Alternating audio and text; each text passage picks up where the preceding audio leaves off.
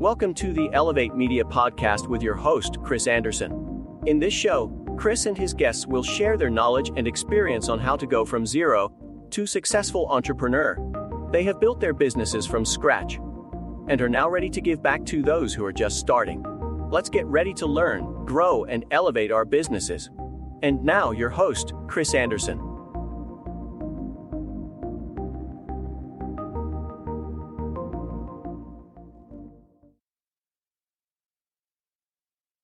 All right, welcome to another recording of the Elevate Media Podcast. I am Chris Anderson, your host, and today I'm going to have to be careful with what I say because we're talking to a lawyer. No, I'm just kidding, but we are talking to a lawyer. We got James Grant on the show today. We're going to be diving into his journey of how he's built his successful law firm and how he's done it a little bit out of the ordinary. So, James, welcome to the Elevate Media Podcast today. Hey, Chris, thanks for having me. You don't have to be worried. I won't hold you to the line too much with your words, but Okay. Words are kind of a big deal in my line of work. Yeah, absolutely. So, what even got you into this line of work, with personal energy and litigation lawyer stuff? Man, my story has taken so many different turns. I went from being a civil engineer to thinking I was going to do patent law to ending up in a firm that did every type of law there was, to running my own firm and finding a narrow focus to where we help other personal injury lawyers make more money faster and with less stress. So it's been a wild journey to come to the niche that we've ended on. Yeah, and that's an interesting sector. It's something I didn't really even realize was a thing. So you help other lawyers with cases, right? Am I tracking on that? No, I mean, that's exactly how it works. And that's a common misconception because a lot of people, especially when they get in an accident, they call the name and number that they hear on the radio, they see on the buses, on the billboards, TV, radio, all that stuff. And those firms are actually really good at the first part of a case. There's two phases to a personal injury case. You have a pre-litigation phase where most of the time the insurance company is able to resolve the case. But there's some cases where the insurance company doesn't do the right thing, and the only way to move it forward is to file a lawsuit.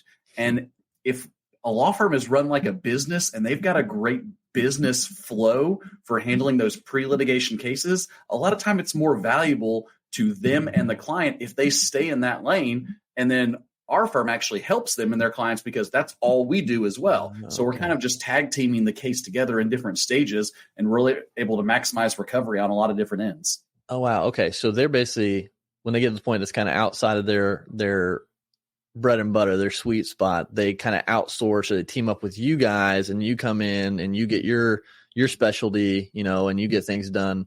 So it's a win-win-win really. It's a win-win for the client 100% because they're getting a specialist, number one, in that first stage. And then when it comes to litigation, they're getting a litigation specialist and team of trial attorneys where that's all we do and that's what we're good at. So it's one of those deals where, well, when you go to the doctor, you want to have specialists along the way. You don't necessarily want to have your primary care physician doing an operation. They're going to refer you out to the specialist. And it's the same way it works with us. Okay, interesting. So how is that starting out? Because I don't know, but is that just like a normal thing? Is there kickback from other law firms that I don't want to work with someone else? Like we'll just kind of what did that look like starting out to build these relationships? Yeah, I mean, so this is something that's not super common. This is we are I don't like to say unicorn because no one in business is a unicorn. Everyone kind of is going through the same stuff, but we have a very, very, very large market share, and we have a unique value proposition that differentiates us from a lot of the competition that we might have in this space. Okay. But there are personal injury law firms out there that do what we do, and we kind of call it referral work. Another attorney is going to refer us a case, and then we're going to litigate it, and we're going to resolve it for them. But within what we've done, when any type of business is trying to set themselves apart, you can't sit back and be like, well, I give the greatest service and my clients love me. Like, that's not objective. No one cares about that stuff. You have to have something that's objective, that's an offering that they can look and say, oh, when I compare you to this firm, you are objectively different. And our difference maker was that if we're going to set out to truly help other law firms, then we can't compete with them at the same time. So our commitment to our partners is we're not going to spend any money on digital ads, Facebook, Google, billboards, buses, radio, TV, none of that stuff, because we're not actually going to go after your clients. being the people that are injured in an accident today. Okay. We want the case that you can't resolve. So that way we're building a symbiotic relationship as opposed to, working a case with a firm and a partner. We'll split the fee, but then I take that money and invest it in a pre-lit campaign to where now I'm competing with them and also using their money to drive up their cost of acquisition. So when we cut that out, we kind of created a very large market share with no one really wants to hop in our space because they see the bright and shiny objects over here of the new cases, and we just want to build relationships. Gotcha. So you basically said, hey, we're not trying to take out the middleman. Like, we want you to still be there, and we're just kind of an extension of what you do. Yep. 100%. So you save money with marketing that way because it's all kind of word of mouth referral, and of course, probably reaching out to firms. Oh, yes. No, our marketing has taken on an entirely different plan. Most law firms are very focused on a lot of the digital outreach because that's really how you get the most exposure to people. You have your network of, close family, friends, former clients, current clients, and that can sustain a lot of firms. But once you start, getting into the millions of dollars in revenue, you really have to start spending a lot of money in the digital space to acquire, those new leads and qualify them in that. With us, we're now a B2B business development marketing firm, effectively on the marketing side. So it's all about building relationships with other lawyers, and that's going to breakfast, going to lunch, going and playing golf, going to ball games, doing other things with other lawyers so they can establish that know, like, and trust because that's who you do business with. So it's entirely different than most other lawyers when you think of how other lawyers market. Yeah. And I like that perspective. So with you, you mentioned like taking a ball game, taking the golf, taking breakfast. How do you approach, these individuals? For those listening who might have never done a cold outreach or try to connect with someone new that's within their, target market as far as an audience, like especially B2B with service, how did you kind of walk that journey with them to get them even on the golf course, because I love golf. And so, what's your process there? Is it just kind of like, hey, I have this offer, we do this, or do you approach it in a different way? So a lot of it is there's definitely a lot of effectively cold calling, cold emailing. But at the same time, you have to leverage your network as well. Even though there's not a lot of other personal injury lawyers in the state of Georgia, there's still several thousand.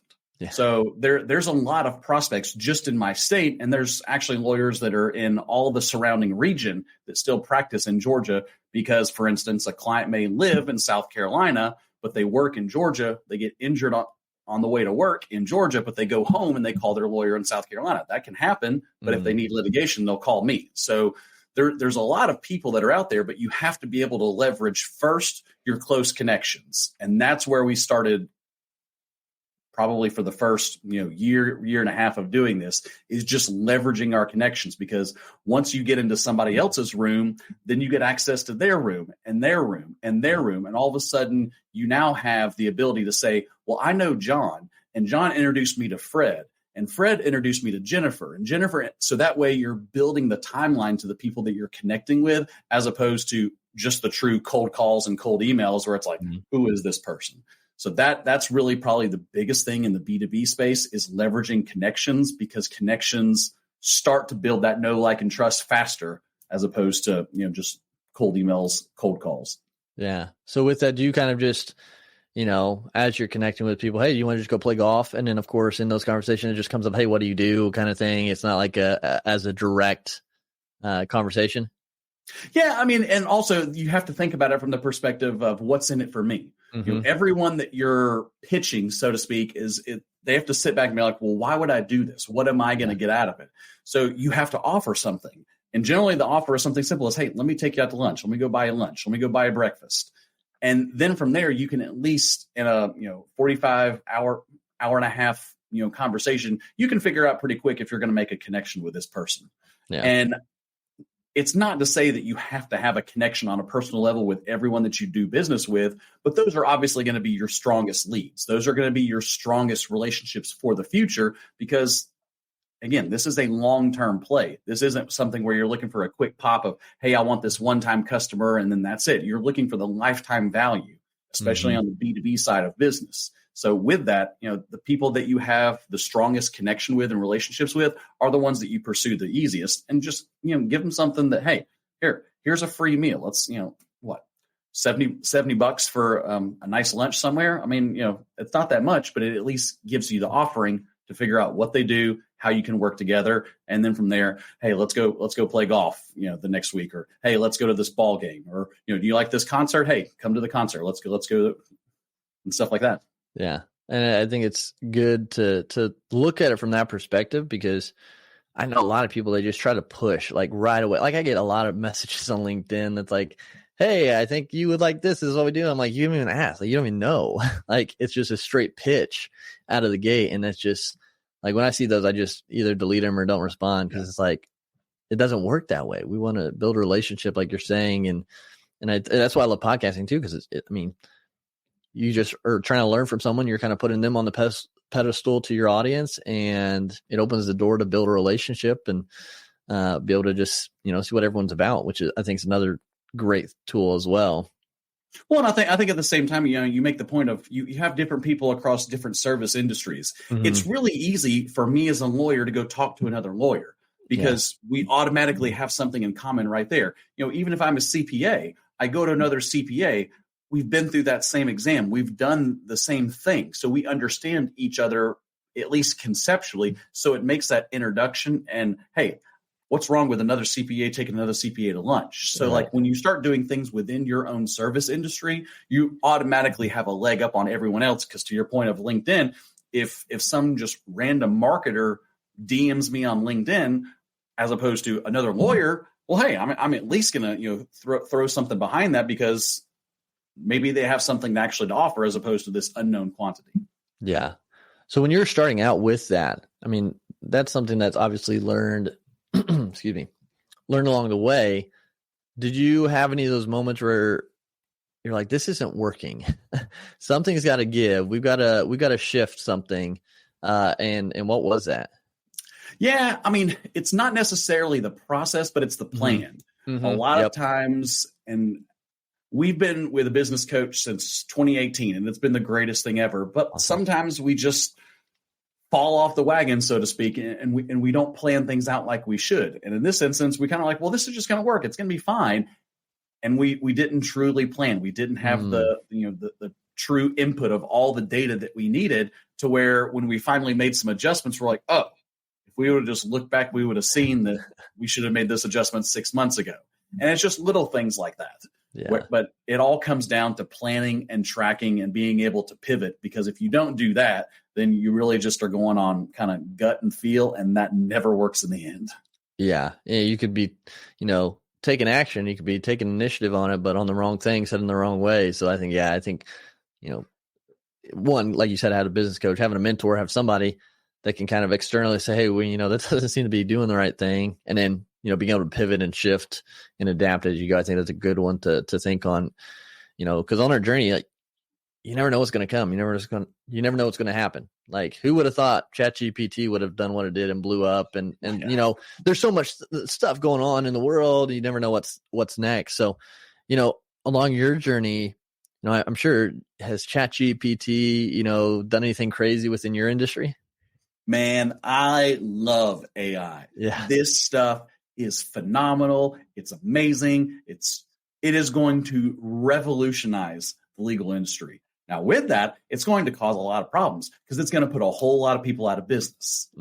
Because there's so many, and especially with lawyers. Lawyers are notorious for hating technology, hating financial controls and metrics and like objective science, just because we like the practice of law. And the practice of law is very consistent.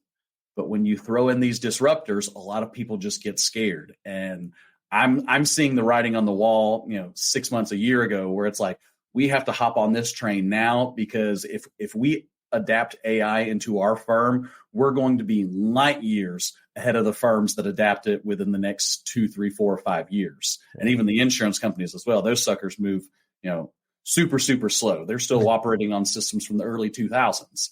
So if we can get an advantage, bring it on. But yeah, I love this stuff. Yeah, I saw a video the other day, someone talking about that. He's on the Joe Rogan podcast. I forget the guest's name, but he was saying how he went to Chat GPT and he had a couple questions that he was going to ask his lawyer. And he asked the same thing to Chat GPT, and then he called his lawyer, which charges, $600 per hour or whatever, in his case. And he said that the answers were eerily similar. He's like, well, there goes one expense I don't have to do. And I'm like, man, that's crazy. And I didn't know from your perspective if you see that as a negative or even like a slippery slope for people who want to utilize that versus actually calling a lawyer.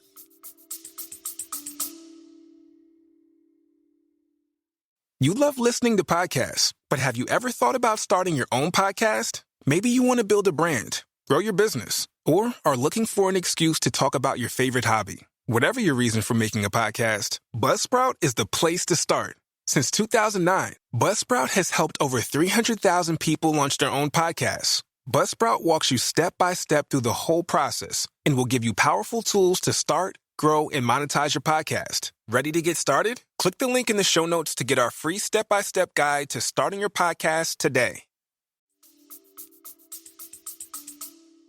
So I think for other lawyers, potentially that is super scary, but it gets us away from the hourly billing model where we just have to milk cases. Now, my firm, we don't do hourly billing, so that's not necessarily a problem for us. But when you're billing hourly, a lot of times you're paying for routine, for administrative things that can be automated, that can be delegated, you can use AI to help speed up the process. Because really, we're all about objective results. When you hire a lawyer, you aren't paying for the time that they put in. You aren't paying for anything other than give me this desired result. And actually, the more efficient you make the process and the quicker you're able to deliver a result, the better your firm, the better your clients, the better everyone's going to be off. So that's why I think the implementation of this is really going to be a disruptor in the legal field.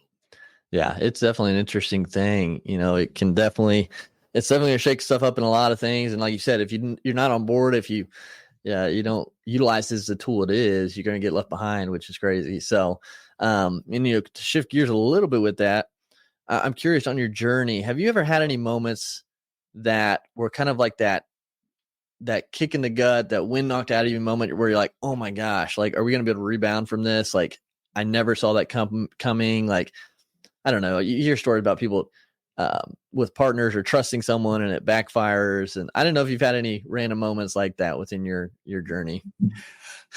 I mean, there have been moments where you look at the situation and you're like, how did we get here? Or, what controls did we not put in place to end up along this way?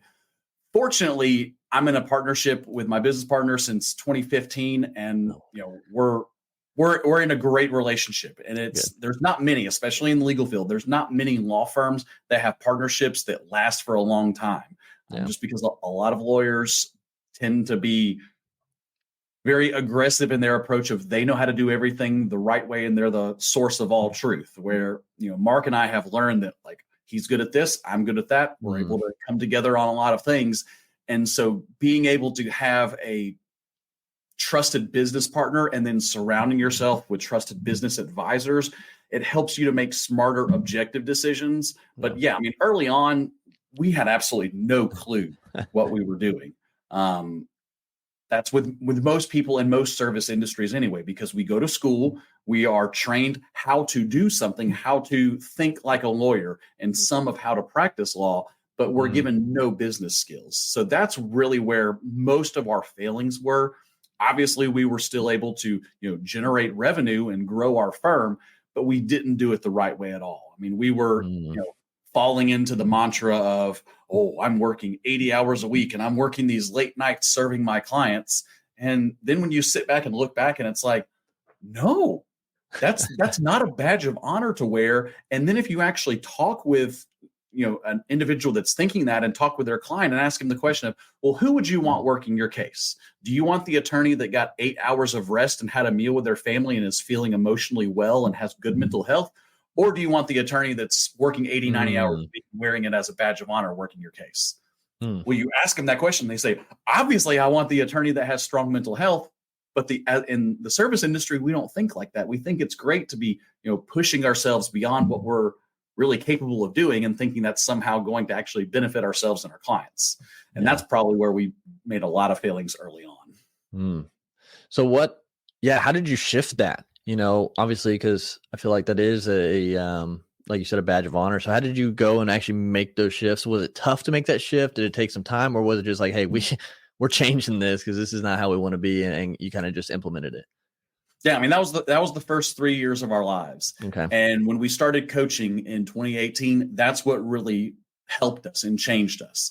And I tell everybody that's interested in coaching is if you have started a business and are in that business, and then you later bring on a coach, it's going to suck. Like there's nothing that's going to be fun about it, because you go from working in your business, generally a lot of hours. Let's say you're working 60 hours a week.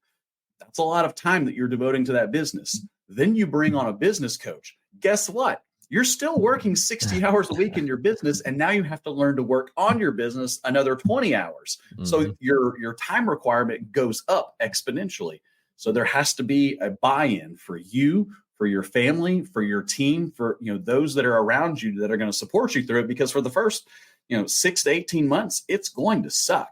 Yeah. But for using the cliche term of you're investing in your future self. So if you make that early investment in yourself, your future self is going to thank you, because again, that investment is going to pay dividends down the line.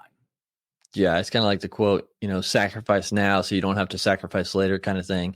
And it's definitely very valid, especially early on when you have to be in both, in the business and on it at the same time. So, how can people, what would, for someone working like service to service, B2B, what would some tips you give them to help them kind of have guardrails up so they don't, get too far off to sacrifice, their emotional stability, their mental health? So one of the biggest thing is looking for a mentor and an advisor, and don't look kind of like you look with social media. Social media, we all post the best and brightest generally, but we don't post our failures. We don't post, when things are tough. Those are the ones that you probably actually want to find as your advisors. You want to find the person that in your service industry that, they're able to take a vacation for, 2, 3, 4 weeks at a time, and their business still operates and runs. Yeah. You don't want the person that's, posting all these late night photos and doing all this late night work, because again, is the business revolving around them, or does the business operate outside of them? You want to find people in your profession, in your area, that are running a true business, that they're not just running a hobby that kind of revolves around themselves. And when they're there, business is great, but when they go away, nothing's getting done. That's probably the biggest step of finding somebody that is where you want to be, so that then you can learn to grow. And then as you grow, maybe you outgrow them, you find again that next person that's where you want to be. Every time you're always reevaluating your stage of where you are and finding those mentors at those next levels, because the way you run a $500,000 business is not the way you run $1 million business. It's not the way you run a 5 million, 10 million, and so on. So as you're growing and as you're scaling, you have to find new rooms and new people to be around, to surround yourself, or else you're going to kind of fall back a lot of times. Yeah. And I think that's a huge, crucial piece, is looking at someone for where they are and where you want to go. Because like you said, all we see on social media really is the positive, like the good stuff. And if you can, I think if you can find someone who's, a couple chapters ahead of you on the journey, that's the most important thing. Because if someone's not doing what you want to do, then why really listen to them? So with that, how do you don't do traditional marketing, you don't run ads, things like that, you do word of mouth. Is there any place, you think in the future, or maybe you are utilizing social media at all for your firm, that's not maybe to gain clients, but is there still a piece to be had within that for you? Oh yeah, no. I mean, social media definitely has its place, and you can still target a lot of things to lawyers. We have a large portion of our website specifically geared towards other personal injury lawyers. We give away a lot of our templates because, again, my thought is a rising tide raises all ships. So I think that our work product is very good. I'm willing to share that with anybody else that wants it. And, they get inserted into a drip campaign and inserted into our funnel, and maybe they can become a client of ours, maybe not, but we're still giving, because again, the whole thought of the more you give, the more you're going to get back. You can't constantly be pitching and selling and taking. You have to offer something. You have to be a source of truth, a source of authority. And you don't get that by just dumping a bunch of money in the Google machine. You can, but at the same time, I think the longer play of building an organic base is really from that, giving area. Yeah. Oh, 100%. I agree on that. I think you get the most return the more you give. And so I like that you mentioned that you still use basically a lead magnet with your templates and things like that, giving that value, and then they get into your drip campaign. From your perspective, because everyone comes at it different with their drip campaigns or their email sequences. Is there a secret sauce you found so far? Like, we send out 7 emails, and by the 5th one is kind of the gold mine that people actually schedule a call. Is there a number that you've seen by chance? I'm just curious with that. No, I mean, it's variable. We have seen success since we really gone back in time almost. We used to use like really fancy emails with like all cool graphics and backgrounds.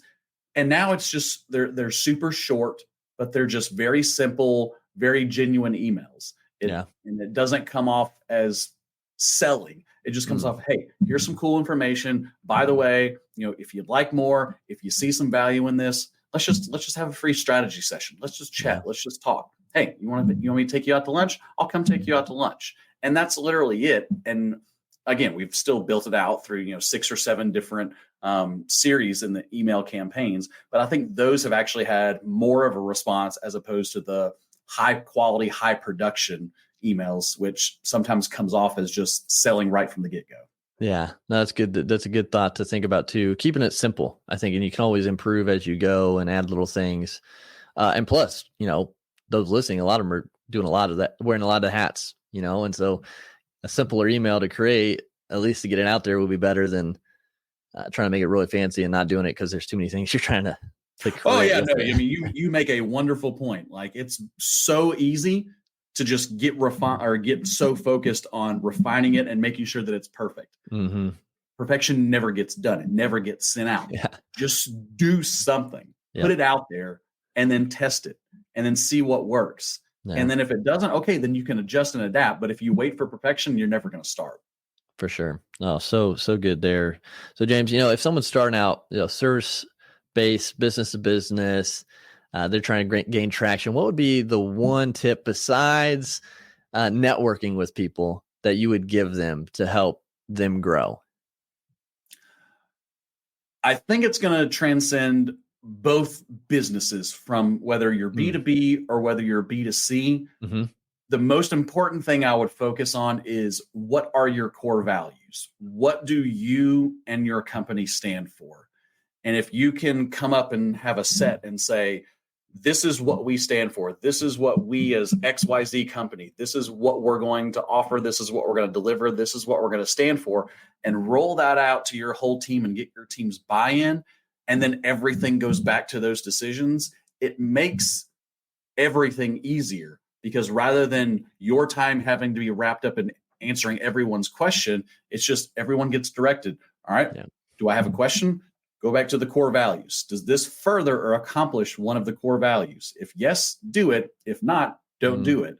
And then all of a sudden you start building a company that means something, that stands for something, as opposed to just necessarily delivering a service. I think that really can help every business scale infinitely by having strong core values and brand promises that are objective, that everyone, whether they're internal or their clients or their potential clients, or they're just anybody that's out there, they can see and look at and say, I know what this company now stands for. I think that goes a long way. Yeah, I love that. And I couldn't agree more on that. So James, this has been great conversation. I've really appreciated you taking time out to speak to all this. And, if you provided some great value, to the listeners. I know I've learned from you. So again, if people are trying to connect with you, want to learn more from you, where's the best place for them to go? Best place to go is our website. And we've got a toll-free number as well. It's 833-4-THE-WIN. That's also our URL, or you can also look it up at Georgia Trial Attorneys. That's our name, gtakg.com. You can find us on the internet. You can call us. You can set up a free strategy session with me. I'm happy to talk with anybody. Awesome. Well, yeah, if you guys need James or just want to keep learning from him, definitely get connected. Again, James, thanks so much for being on the Elevate Media podcast today. Thanks, Chris. Thank you for listening to the Elevate Media podcast. Don't forget to subscribe and leave a review. See you in the next episode.